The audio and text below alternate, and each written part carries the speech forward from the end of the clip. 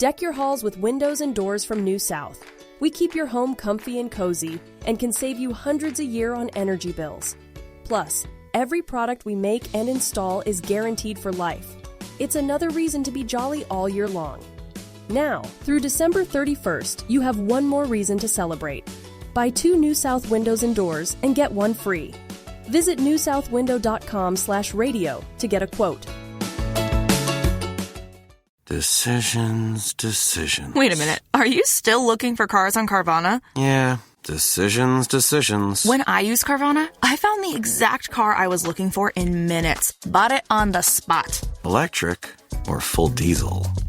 Decisions. Come on, you've been at it for weeks. Just buy it already. You're right. Crossover it is. Decisions decided. Whether you know exactly what you want or like to take your time, buy your car the convenient way with Carvana.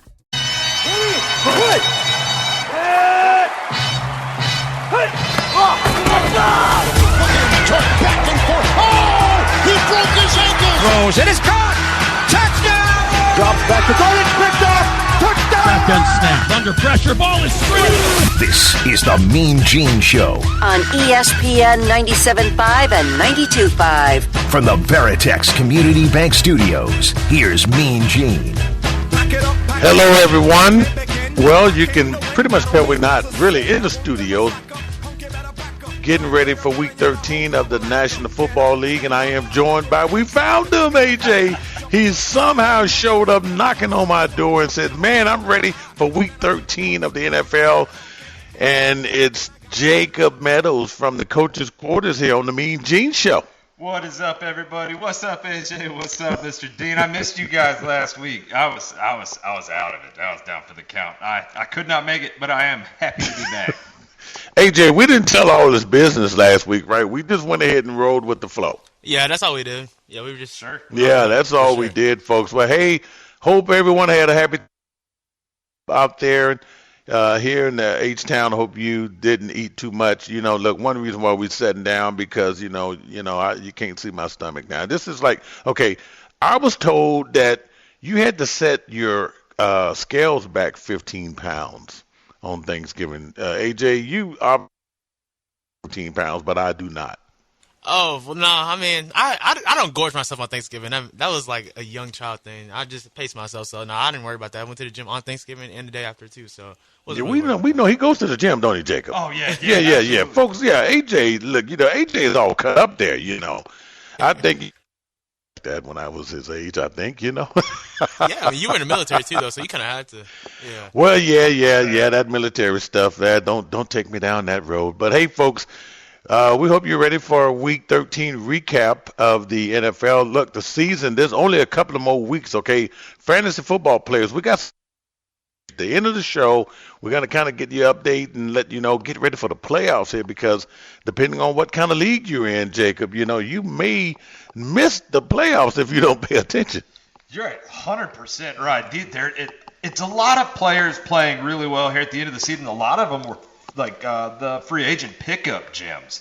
A lot of the people you think were going to do good at the beginning of the year most certainly have not panned out the way that others have. Yeah, if you're still stuck with your original roster, you're probably in last place, okay? I mean, you have to move and groove when it comes to fantasy football. But anyway, all right, how about this? Because the NFL season for Week 13, this week there were no buys, okay? So no one had a buy. This is a crazy weekend for Thanksgiving for the NFL and for fantasy football guys because you have to have your lineups in, 3 games on Thursday, 1 on Friday. This Black Friday game is just, we're going to talk about that later because I'm like, okay, first of all, you call it a Black Friday game when everybody's out there shopping. Mm-hmm. To be honest, I missed it. I had to watch replays. I didn't even realize it was happening. So, yeah. It's the second time they've done that. And it's like, okay, why do you have a game at 1 o'clock in the Eastern time on a Friday? Mm-hmm.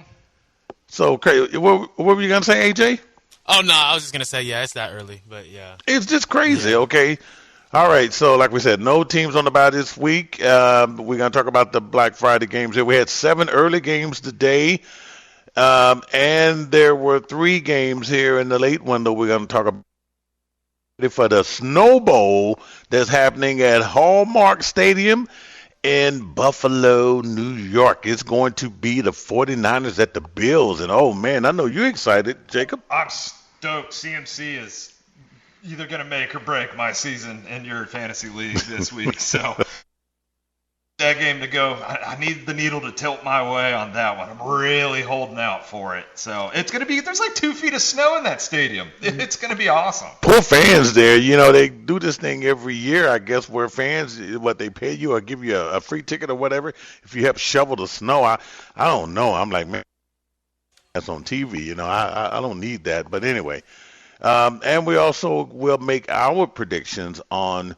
Monday night's game. It's going to be the Browns and the Broncos. Okay, we'll give you all of our, opinions on that. Okay, so also, all right, if you are following us, so if you're seeing our faces, then you're obviously on our YouTube channel, which is youtube.com/@ESPN Houston. Okay, and we're also on Twitch. And I tell you what, AJ, I know you couldn't wait to talk about this today. And, man, look, the Cowboys beat the Giants on Thanksgiving Day. Their first win at home for the season. And, AJ, were you excited? I mean, we couldn't lose to the Giants, especially on Thanksgiving, because I believe there's like almost 40 million people watching. So, you had to win that game. But don't get me wrong, I still want them to embrace the tank. But then they play the Bengals next week, too, though. While their offense is dynamic, I do think that their defense is so shaky that they can be had, honestly. So I feel like they could beat the Bengals, to be honest, too. So I wouldn't be surprised at all. You're going to be playing a pissed off Bengals, huh, Jacob? Oh, yeah. Hey, Cooper Rush looked good, AJ. Cooper Rush is a quarterback. Yeah, he's a quarterback in the NFL, yeah. he's a really good backup. Cooper Rush, football guy. Yeah, like, he may not be like a star, but I mean, as a fill-in for the Dak Prescott, like Cooper Rush is a pretty good quarterback. Yeah, no, he for sure. He's one of the best backups in the league. I'll say that most definitely. But the stats were not as good for that game, but give it up to the running game. I think the Cowboys are pretty solid with the running back that they have. It seems like Rico has gotten better as the season has progressed. No, I agree for sure. He had 112 rushing yards on 20 carries, so that was good. But I still feel like I would want him back next year, but I want him as like a running back number 2. That's why I want them to get Genty or someone like that, or maybe a free agent potentially. But I would want Genty because, I mean, that's a young running back, things of that nature. He would be able to transform that backfield and offense, really. It's going to be interesting to see here, folks. I mean, that was a pretty good game. Cowboys win 27-20, and let's see. I think we got some sound bites from that game on Thursday, Thanksgiving Day. Lock with play action. Screen. Tipped up in the air and intercepted by Ojo. Running right to the goal line. Touchdown. Oh, fair show. Oh, what an athletic play that is. That guy has really stepped up on defense.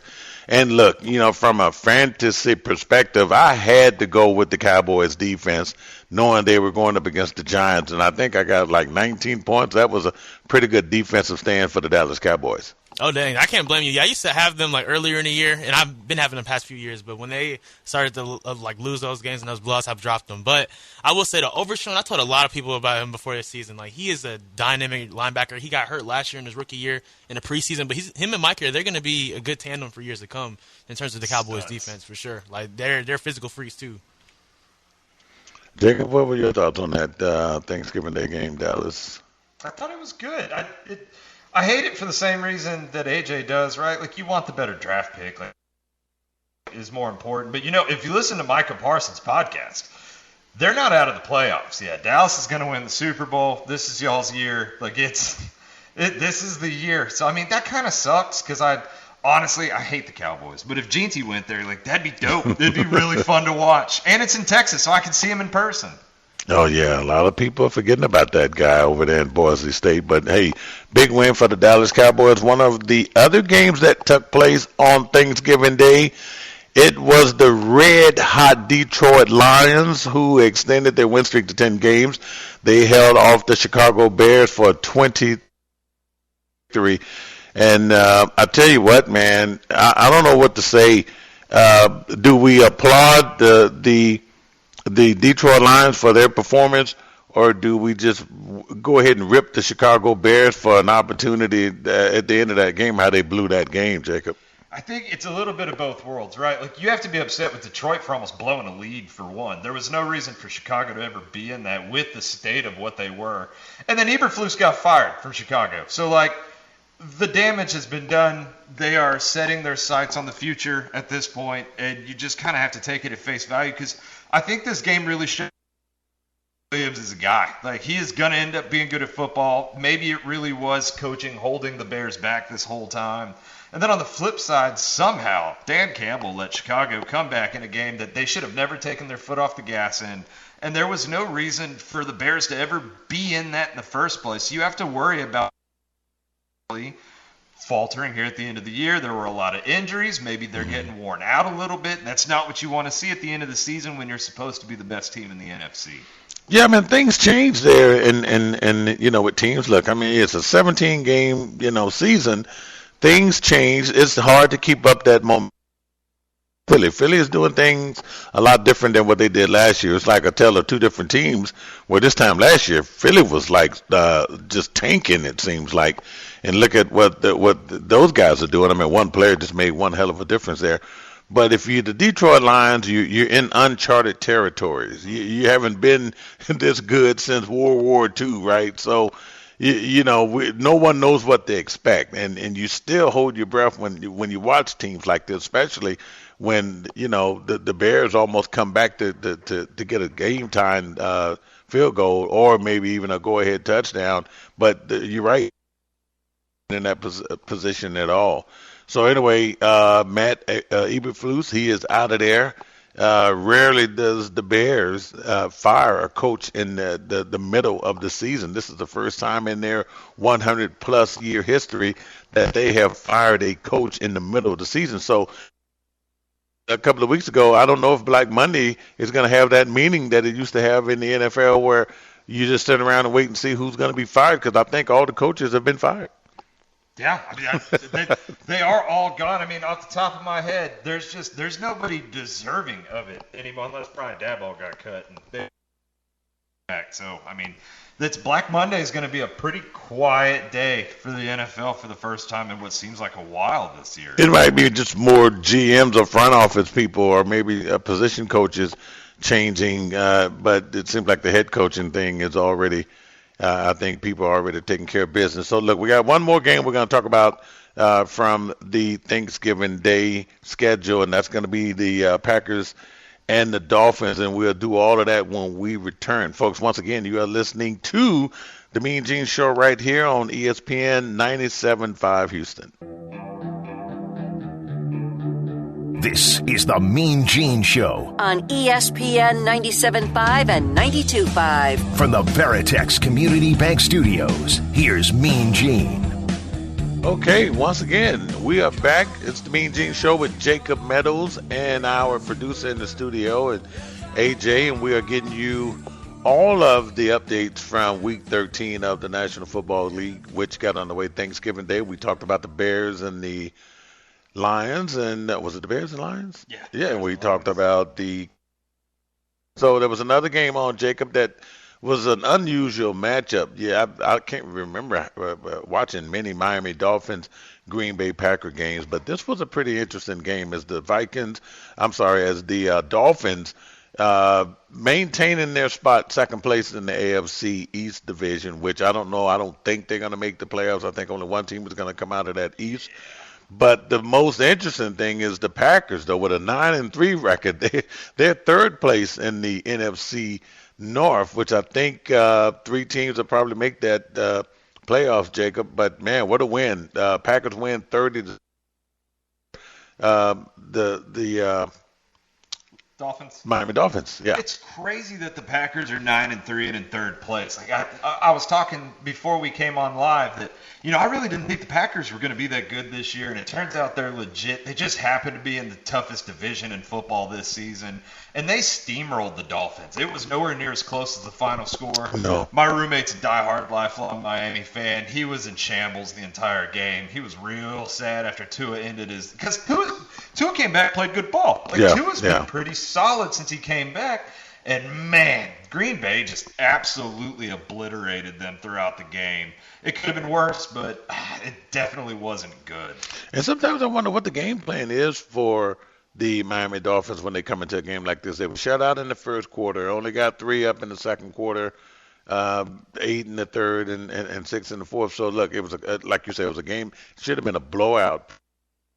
Let's not take anything away from the Packers. I mean, they're 9-3 for a reason, and Jordan Love is having a sensational season, as well as the receivers, and not to mention running the ball as Josh Jacobs. Man, I got to think that the Raiders really missed this guy. He was, 19 carries, 43 yards, but he got a touchdown. He got in the end zone. But, I mean, I don't know. I mean, I just think the Green Bay Packers, I cannot wait to see what they're going to do in the playoffs this year. I think that's one of the teams you don't want to play. And it was similar last season. They were kind of that dark horse team that you really didn't want to go up against because they're so young, capable of popping off at any given time. And I think the Packers are going to be one of the scarier teams because despite the fact that they're third place, I think they're much more intimidating than the Vikings. So the Packers are going to be a force come the playoffs, assuming they have 3 teams enter the playoffs or that they don't leap number 2. But, yeah, man, I'll tell you what, the Packers are something serious this season. They are serious. But how many games are we going to watch where Tua Tagovailoa will have nearly 400 yards passing, but it's not showing up in wins? It's not showing up. I mean, and it's one of those, he'll get hot in a quarter and then just taper off. I mean, these stats are not bad. He put the ball up 46 times, 365 yards, 2 touchdowns. Not really bad, but, man, it's just not enough for Miami to win. It might not happen on Black Monday, but one of the coaches that there's not enough chatter about is I think Mike McDaniel hotter seat than what people think. And if there's not just a massive turnaround by the end of the season, I think he may be let go at the end of the year, opening one of the probably most prestigious coaching opportunities up to a free agent coach outside of Chicago. Like this could be a very sought after position with it, because it does feel like coaching might be part of the problem. I mean, the clock management is bad. It doesn't feel like they take full advantage of their personnel. I mean, I know Ty Hill's wrist is all banged up, but I mean, it just doesn't feel like Mike McDaniel's doing a terrific job this year. And we could see the end of the Mike McDaniel era in Miami. And this game might just be a catalyst for it after how bad the Packers made Miami look throughout.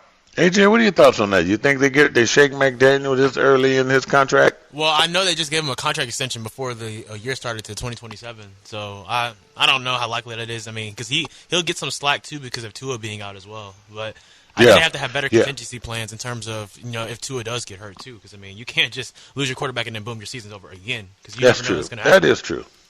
That is true. So it should be interesting. And they still have an outside, just small chance of sneaking into the playoffs. We just have to see how everything pans out. So, okay, look, how many times this year have we talked about the Chiefs' wins and the fact of how they win?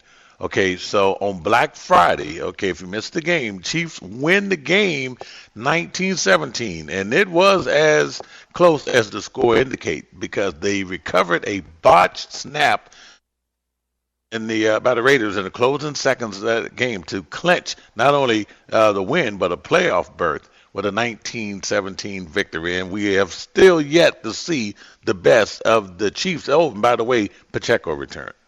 Yeah, Pacheco's a dog, man. That guy is so good. But at the end of that game, just like what seems like the end of every Kansas City game, and everybody outside of Kansas City who's not a fan of Kansas City gets to complain week in and week out. They're the best team in the league. All they do is win. It is terrific. But, man, it's a controversial call every single time. Looks like the line ref blew it dead at the line. They ended up not blowing it dead at the line at the end of that game. Fumble goes to Kansas City. Kansas City gets the dub. That game was nuts. The Raiders could have won that game. And if the Raiders kicker doesn't miss the kick, right, and if the Raiders play a little better, they win that game. Kansas City's a beatable team. They're just not a beatable team.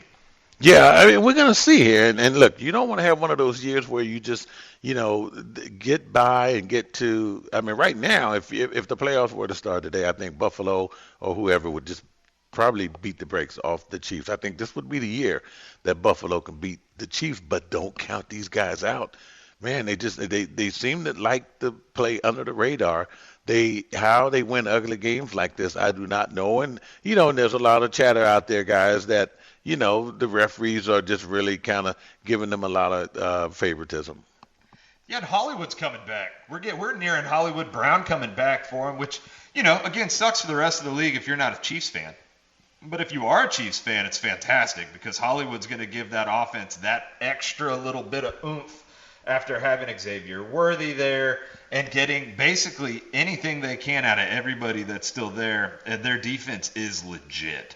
So, well, now look, one of our guys in the chat is a little bit overrated. I mean, I would have to agree with them because they are not. Look, this game could have easily went to the Raiders, and it probably should have. And I don't know. I don't like the way it ended. I think the Chiefs did get some favoritism there. I can't argue with that. It looks like the refs don't want to step in and stop the three-peat from being possible. Because you can't complain, right? If you complain, you're going to get fined. But anyway, let's talk about the one bright spot for the Las Vegas Raiders. And I just hate to talk about the Raiders. They treated us so well when we was in Las Vegas.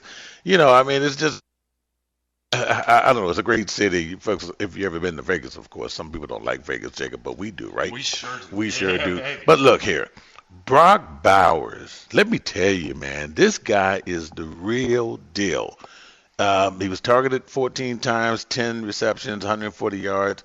This guy is the real deal. I think they miss him in Georgia, don't they? Yeah, you're not kidding. He's about to break every tight end record that exists for a rookie tight end in the NFL. He's better than what anybody anticipated coming out of Georgia, and he was already pegged to be one of the greatest coming out of Georgia. Like he never looked this good for the Dogs, and that's saying something because he literally looked like one of the best players in college football week in and week out for the Dogs. So yeah, good on the Raiders for getting him. Yeah, and look, as far as Antonio, is it Pierce? Pierce. Yeah, is it Antonio Pierce? Yeah. Yeah, I just don't think he's going to keep that job. And look, and Raider fans are not shocked. Anytime anyone gets a short 2-year contract like that, it's almost like it's like he started with an extension, not a contract. That's not a contract, right? Contracts now going for 5 to 7 years at least for coaches. Long, yeah. It seems like. So this guy, he's not going to be the coach next year. They're probably going to get a high draft pick. So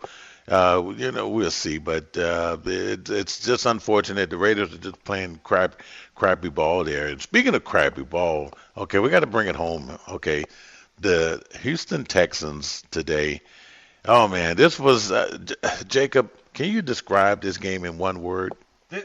Not on ESPN radio, but I mean, man, they are the Texans. Ooh. I am a homer, right? I love the Houston Texans, but God bless, they are a terrible football team right now. That the defense looks good. There are flashes of bad. Don't get me wrong, but man, that offense is just. Jones looked elite today. Yeah. Mac Jones hasn't looked elite since Alabama, and that was a stretch when he was there. It is just. Well, let's talk about how he got into the game, which is just really crazy that Trevor Lawrence gets knocked out the game by Alshire, Agent Zero. Look, a really bad play, a bad hit, and he got ejected, rightfully so. So did one of the other guys on the Jaguars. But look, man, they nearly staged a comeback and beat the Texans. And look, the Texans are 8-5, very comfortable in the AFC South. But this 8-5, this team is completely different than last year's team. And I see trouble on the horizon in the playoffs, unless because we've seen some really bad play. We have, and I don't want to say, especially not in Houston, that there's a Black Friday firing that I'm hoping on. And you don't let go of your OC in the middle of a season, but it does feel like. It feels like Slowick's schemes have been figured out, and Slowick doesn't know how to re-scheme in the middle of a game. Like he has a game plan, right? Like he has an idea of what he wants, and if it doesn't work, he just doubles down on it. There is no you don't get away from what the actual scheme is. It does feel like it's killing this offense, and we may have an OC opening going into next season. Then it very well might be warranted. And you know what? And I don't want to, scare anyone. I mean, we've seen teams go through slumps, and who knows? They could just really turn it around here. This is a new month. It's December. Things could change, and the old cliche. You want to be playing good football in December and carry that over into January. Mm-hmm. So we should see. But I think there should be some concern for the Houston Texans as they are easily going to win the AFC South and get into the playoffs. But the question is how they're going to play when they get there. So look, we are at the take a break. When we come back, we got Chargers and Falcons, Titans and Commanders, and Cardinals and Vikings updates for you on the Mean Gene Show with Jacob Meadows right here on ESPN 97.5. You're listening to the Mean Gene Show on ESPN 97.5 and 92.5. For the Veritex Community Bank Studios, here's Mean Gene.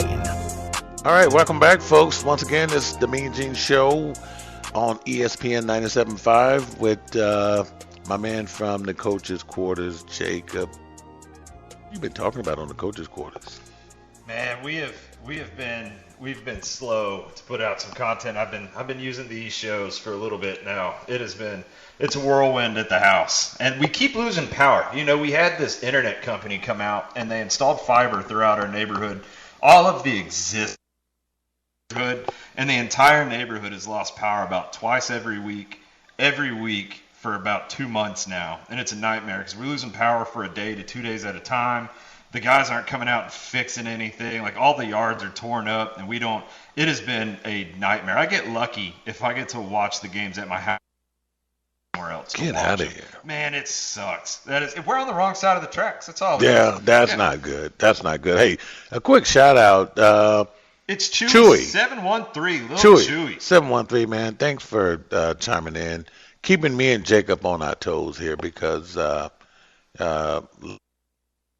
it's good content. It's good, very good content. Thanks for connecting with us. Okay, so we got more games we want to cover from the early games, 7 early games that were played today, week 13 of the National Football League. Once again, no buys. Okay, so if you're playing fantasy football, everybody should have.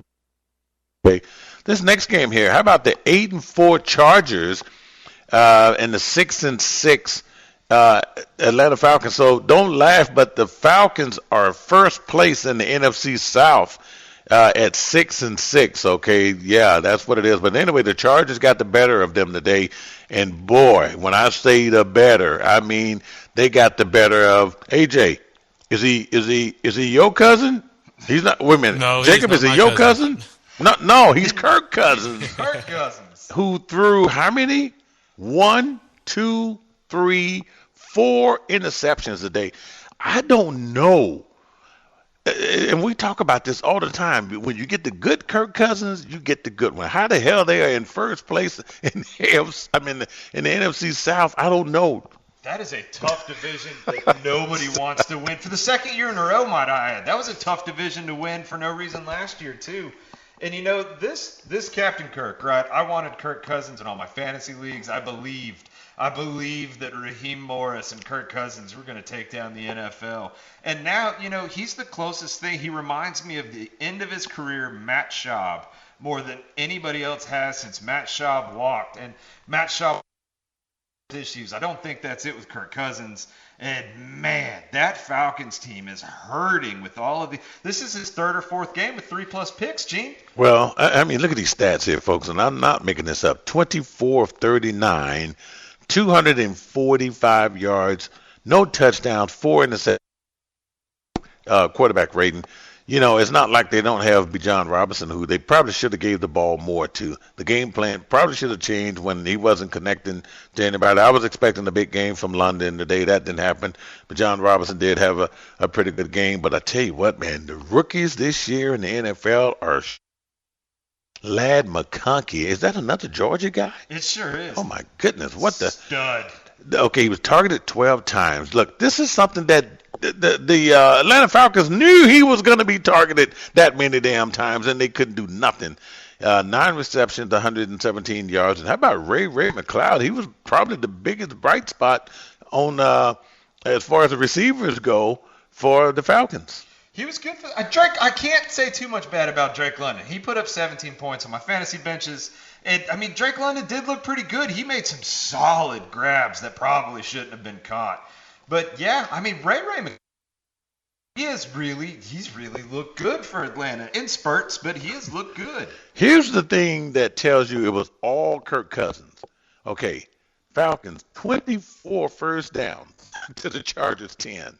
All right, passing yards, believe it or not, 234 to their 131. Rushing yards, 116 to 56 in the total, 350 to 187. You're supposed to win those games with these type of stats.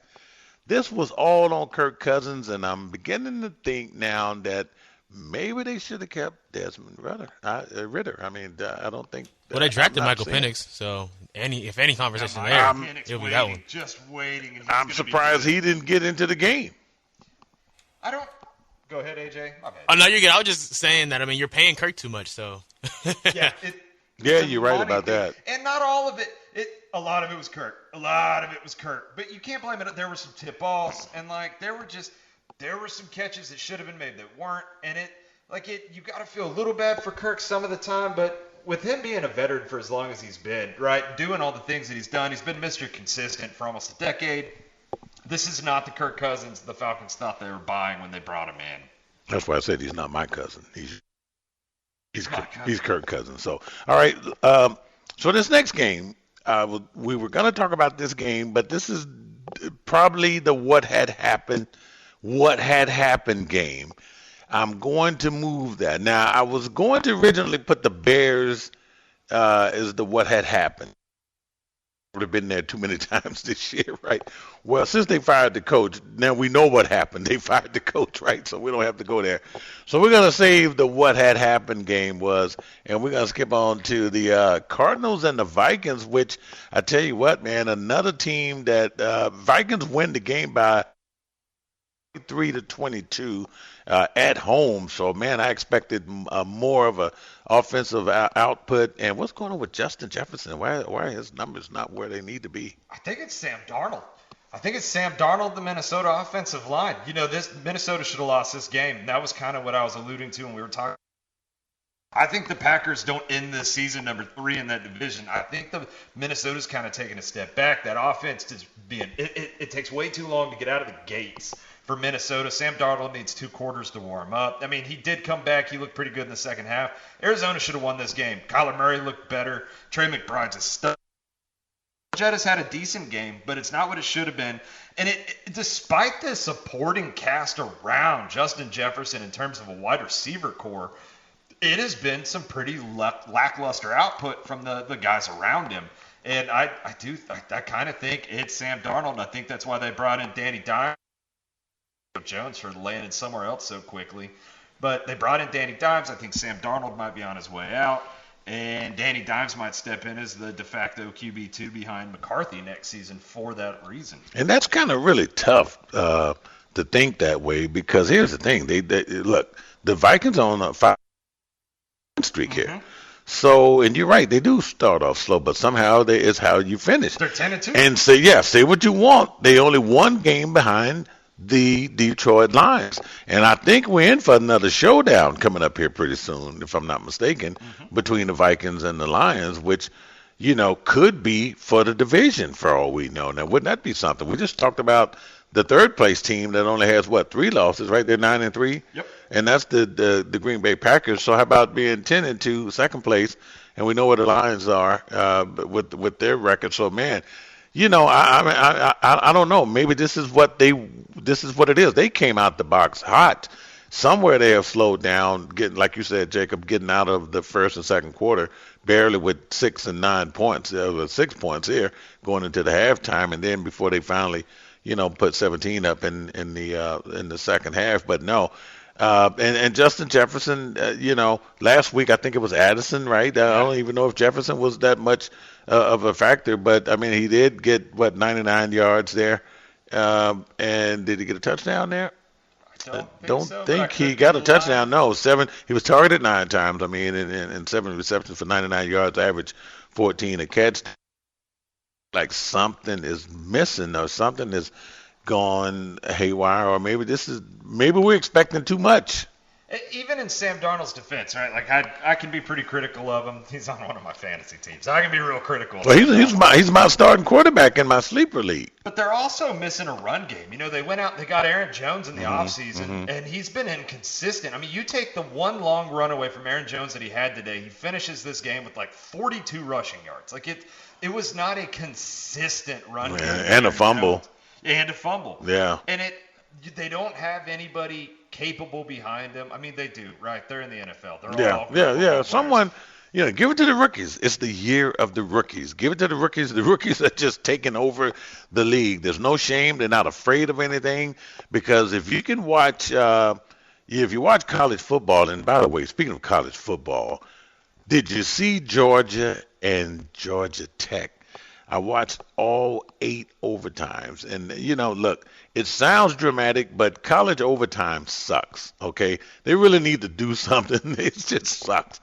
It's no reason to play that many overtimes when you're getting these kids ready for the NFL. Just give them the NFL overtime. Would you agree? Yeah, no, I agree for sure. But I mean, it is entertaining though. But yeah, I agree. It's too complex. I mean, entertaining. Looking for a 2-point conversion for like damn near an hour. It's like watching paint dry. It's more entertaining when it's just like when they're going for touchdown. But yeah, when it's the 2-point conversions, I hate that. Yeah, they need to change it. Yeah, but it's just remarkable. Anyway, I let's get back on point here. But we should see what happens with the Vikings. I just think. Week 14, which is next week. Oh, yeah. Speaking of week 14, there's a lot of buys. So that's going to end you in week 14. I hope I am. Because I know, look, all my guys, I got bit by the buy bug last week. Okay. I think it was when the 6 teams had buys. So I think I'm steamrolling now as we get ready for the playoffs in fantasy football. Okay, so we're going to wrap up this next hour when we come back, folks. Once again, you're listening to the Mean Gene Show with Jacob Meadows right here on ESPN 97.5. Now back to Mean Gene, broadcasting live from the Veritex Community Bank Studios. All right, folks, we are back here. Going to wrap up the first hour of the Mean Gene Show here with Jacob Meadows from the Coach's Quarter and AJ in the studio. Okay, look. All right, there's a reason why I'm wearing this shirt here. Okay, this is what we're getting ready to talk about, a game that was predicted to be a low-scoring game that turned out to be one hell of a shootout. I cannot remember in all the years of watching the Pittsburgh Steelers and the Cincinnati Bengals where these games have always been close, especially back there with the Marvin Lewis. With those Bengals, but no one expected the Steelers, who sat alone in first place in the AFC North because Baltimore lost today, so they have a 2-game lead over the Ravens now. Okay, the Steelers are 9-3. They went into I think it's Paycor Stadium, where my great friend Icky Woods served some good brisket. Now I'm sure they was eating good. Because guess what else they was doing? They was losing good too, baby. The Steelers win 44-38. At one time it was getting ugly, but the Bengals came back and scored some late touchdowns. But Jacob, did you expect this shootout here? I did not. I bought into the media narrative, right? I thought it was going to be a low-scoring game. I kind of figured maybe 27-20. Edge to whomever, right? But Danger Russ was feeling himself. Joe Burrow, he got hot there at the end of the game, but that Cincinnati defense is awful. That is god-awful. It's so bad. It's awful. And, man, the Steelers just look good. They are a very complete team. The defense is good, just like it has been since, 1976. And their run game looks okay. It sees flashes of not doing great, but, they are good. That is a good team. The Steelers are good. I don't think they're going to win the Super Bowl, and that's about all I can say bad about that. Well, look, you're right about Dangerous. Throws for a season-high 414 yards, 3 touchdowns. This was incredible stuff here. Just a great win here. And in doing so, The Steelers have now had a winning record for 21 straight seasons. They tied the Dallas Cowboys there. The Cowboys had it at one time. It damn sure ain't been lately, but they did have it at one time. Where, ha. Okay, all right. I was waiting for something, AJ. But the Steelers since 2006 have had that's 21 consecutive winning seasons, and Mike Tomlin, you already know his record. He has not had a losing season. So and look, I expected this game to come down to a field goal and just be really close, but man, the Steelers are really playing. Russell Wilson, whatever you want to say about Tomlin's decision to shuffle these guys, the man knows what he's doing, okay? And Russell Wilson, this is not the Russell Wilson that was in Denver, nor Russell Wilson in his late seasons with the Seattle Seahawks. No, not at all. I mean, he looks good. He's spreading the ball around. He even tried to run it a couple times, which, I mean, he has aged a little bit, and he is not the Legion of Boom Russ that could move around quite as well. But he has played exceptional ball. And like you said, say what you will about Mike Tomlin's decision to start him, because it could have been a compensation-based thing. It could be because maybe Fields wasn't showing everything that they wanted. It could just be because they wanted to kick the tires on Russ, but deservingly so. And can you believe that there have been chirps the last couple of years that Mike Tomlin should be fired? It's absurd. It's absurd. Mm-hmm. It's always that way. I mean, look here, because I think, some fans want you to do more than just make the playoffs. They want you to win the whole damn thing. And the Steelers haven't always been the best team in their division. I mean, you look at these Ravens teams, you look at those Browns teams and Bengals teams there. So, I mean, it's tough. It's not. And then there was this one guy by the name of Tom Brady who was winning Super Bowls, in the AFC. So I'm like, what are you gonna do there?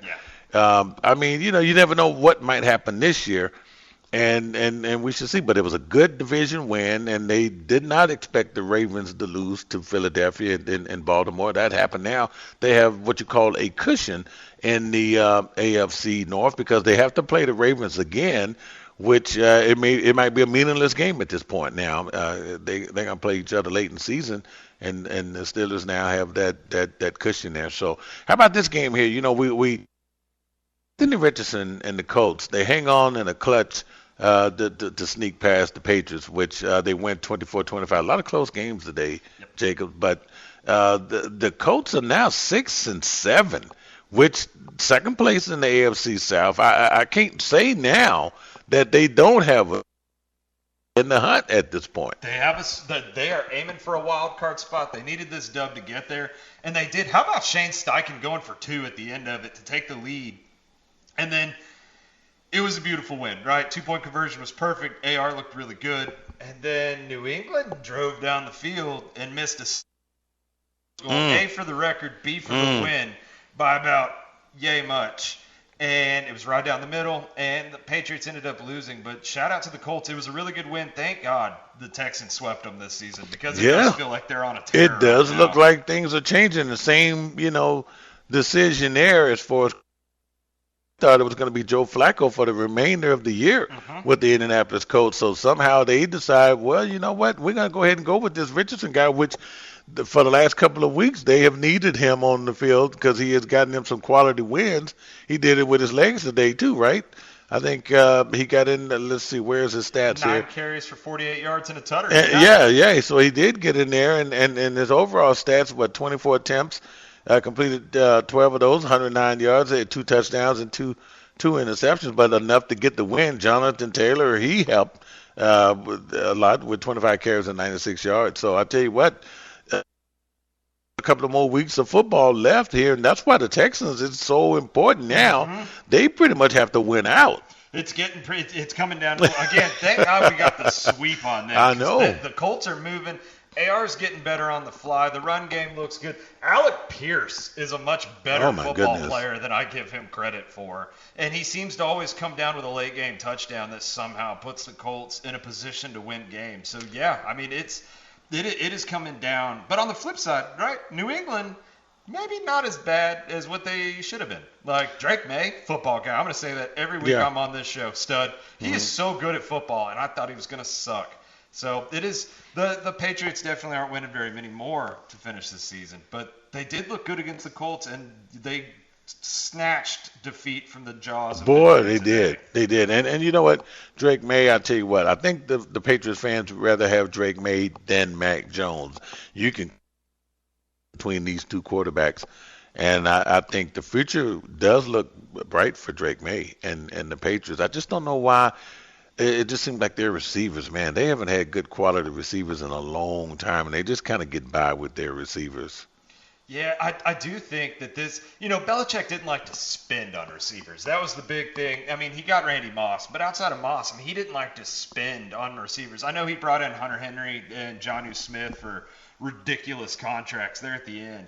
But I think that there might be some big-name free agent receivers that are willing to go to New England to play for Drake May, right? They have Ramondre Stevenson at really good. That defense is pretty okay and could definitely improve. So I think we might see a much different New England team, especially if Gerard Mayo can get in and kind of unify everybody. They get them on that, back in the Patriot way, but Gerard Mayo's Patriot way. 3-10, the Patriots are right now, place in the AFC East, which, we'll see what happens next year. So, look, I got to give a quick shout-out because AJ, Jacob, the Christmas tree, okay?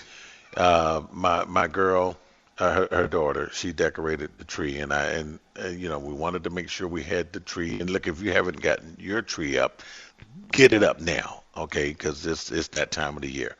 You got yours up? Well, my girlfriend's got hers up. Okay. It counts for the both of us. Okay, there you go. AJ, you got your Christmas tree up? Yeah, but I helped my mom the other day put stuff up. I mean, I really didn't want to, but yeah, I got volunteered, so. Good son, AJ. Yeah. Yes. Okay. Good. When good I job. get a girl, I'll probably help her. Because look, I mean, it's that everyone knows the day after Thanksgiving you got to have that tree up. I mean, it's just it just makes no sense. Some people put it up in November. Before Thanksgiving? Oh, Halloween. Oh no, I don't think I've ever. Me either. That's pretty damn early.